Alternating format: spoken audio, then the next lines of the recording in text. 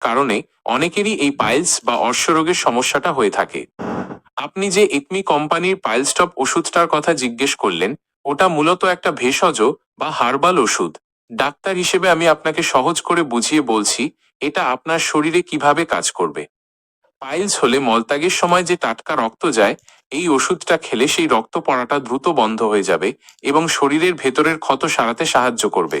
মলদ্বারে যে ভীষণ অস্বস্তি, কুটকুট করে চুলকানো বা আগুনের মতো জ্বালাপোড়া ভাব থাকে, ওষুধটা সেবন করলে আপনি সেই কষ্ট থেকে অনেকটা আরাম পাবেন।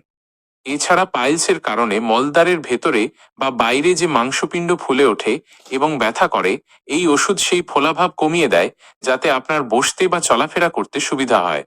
সবচেয়ে বড় কথা হলো, এই রোগের প্রধান শত্রু হলো কোষ্ঠকাঠিন্য বা পেট কষা হওয়া।